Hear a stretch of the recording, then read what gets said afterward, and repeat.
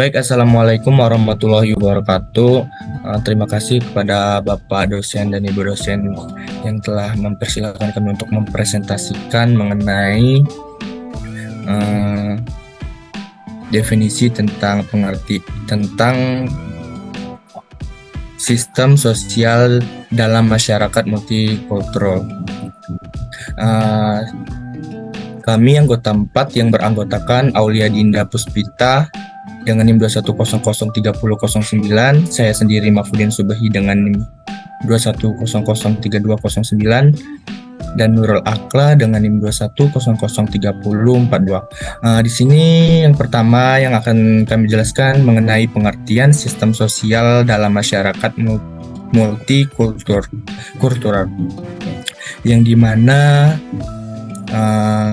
yang akan dijelaskan oleh saya sendiri. Masyarakat multikultural merupakan masyarakat yang tersusun atas keberagaman dan berbagai macam budaya yang di dalam kehidupan masyarakat menyangkut nilai-nilai, budaya, dan kebiasaan yang ditekankan pada saling menerima satu sama lain. Multikultural yang berkaitan dengan budaya dan memungkinkan dibatasi oleh konsep nilai serat atau memiliki kepentingan tertentu. Beberapa definisi konseptual mengenai masalah ini bisa disimak dari pengertian yang dikemukakan oleh tokoh antara lain J.S. Furnafal menyatakan bahwa masyarakat multikultural adalah masyarakat yang terdiri dari dua atau lebih komunitas atau kelompok yang secara kultural dan ekonomi. Lanjut.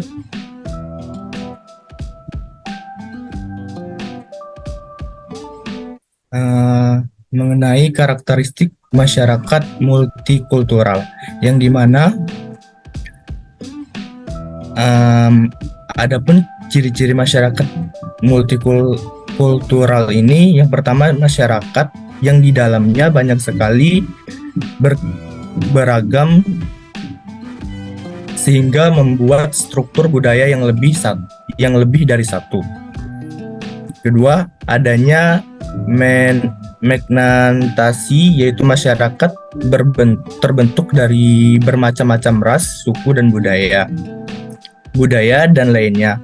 Namun masih memiliki hal yang memisahkannya. Biasanya yang menjadi pemisahnya yaitu konsep yang dikenal dengan primordial. Lanjut, yang ketiga, memiliki struktur yang ada di dalam lembaga non-komplementer. Yang keempat, konsesnya rendah, yang dimaksud adalah di dalam kelembagaan tentunya diperlukan sebuah kebijakan serta keputusan. Yang kelima, relatif potensi adanya konflik, yang dimana di dalam sebuah masyarakat majemuk tentunya terdiri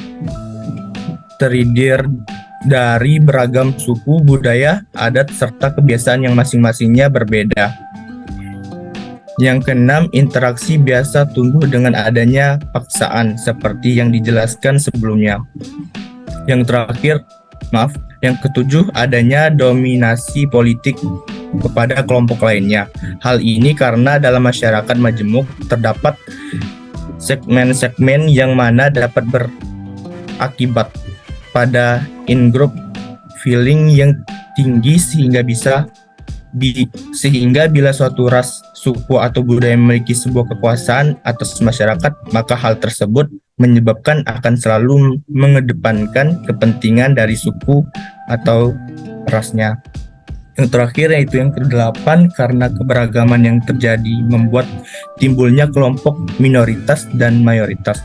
Mungkin itu saja yang dapat saya jelaskan dari karakteristik masyarakat multikultural. Selanjutnya, materi tentang unsur masyarakat multikultural yang akan dijelaskan oleh Nurul Akla. Kepada Nurul Akla dipersilakan.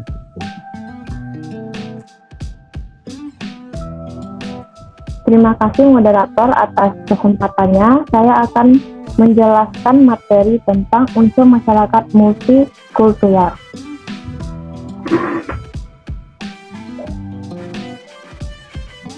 Unsur masyarakat multikultural terkait dengan kebudayaan masyarakat multikultural tidak akan terlepas dari budaya yang ada. Kebudayaan adalah satu hal yang menandakan keberagaman tersebut. Begitu pula ketika melihat mata pencarian dengan ciri khas masing-masing daerah, baik budaya kerja atau budaya pekerjaan, merujuk pada keragaman masyarakat yang dikatakan multikultural karena terlihat ada keberagaman di daerah tersebut. Keberagaman merupakan salah satu unsur yang tidak bisa dilepaskan dari masyarakat multikultural. Masyarakat yang menyadari keragaman tersebut juga akan meningkatkan rasa toleransi terhadap sesama manusia. Sedangkan unsur masyarakat yang ada di dalam masyarakat multikultural antara lain terkait dengan kebudayaan masyarakat multikultural tidak akan bisa terlepas dari budaya yang ada. Merujuk pada keragaman masyarakat yang terkait multikultural ketika terlihat ada keragaman di daerah tersebut, keberagaman merupakan salah satu unsur yang ada tidak bisa dilepaskan dari masyarakat multikultural. Solusi atas keberagaman yang ada pada titik tertentu akan ditemukan solusi agar tidak terdapat terjadi konflik yang ada di masyarakat. Setiap konflik pasti ada solusinya. Solusi tersebut juga muncul dari pemikiran masyarakat baik secara langsung ataupun tidak langsung.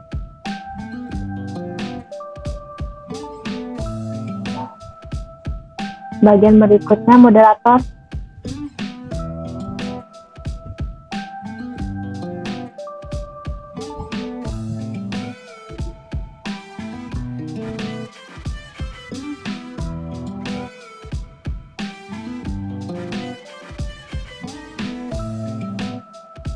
Materi berikutnya yaitu wilayah masyarakat multikultural.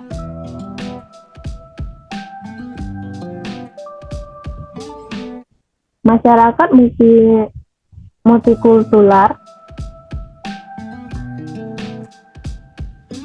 adalah masyarakat yang mempunyai banyak agama, bahasa, dan budaya, mencakup beragaman kelompok dengan sistem gagasan, nilai-nilai organisasi, sosial, sejarah, kebiasaan, dan perilaku.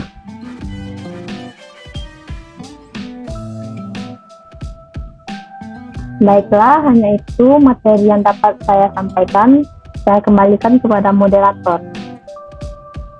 Baik, terima kasih kepada Nurul Akla yang telah menjelaskan tentang beberapa materi. Selanjutnya materi selanjutnya yang akan dijelaskan oleh Nurul Aulia Dinda Puspita. Kepada Aulia Dinda dipersilakan.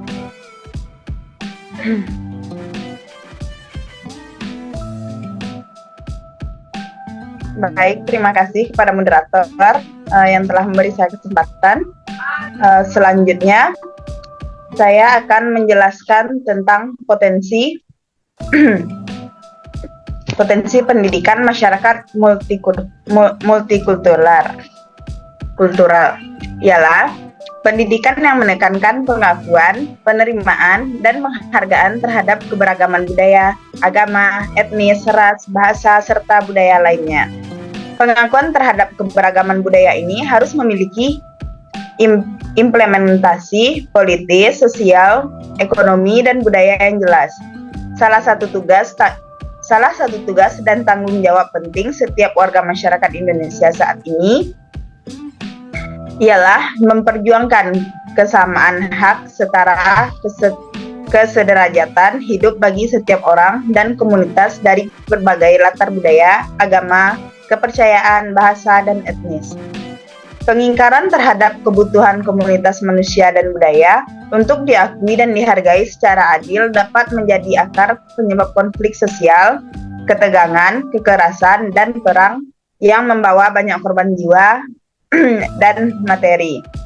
Tujuan pendidikan masyarakat multikulturalisme antara lain adalah yang pertama adalah untuk mengubah tingkah laku individu untuk tidak meremehkan, melecehkan budaya orang atau kelompok lain, khususnya kalangan minoritas. Yang kedua, menumbuhkan sikap toleransi dalam diri individu terhadap berbagai perbedaan ras, etnis, budaya, agama, dan lainnya.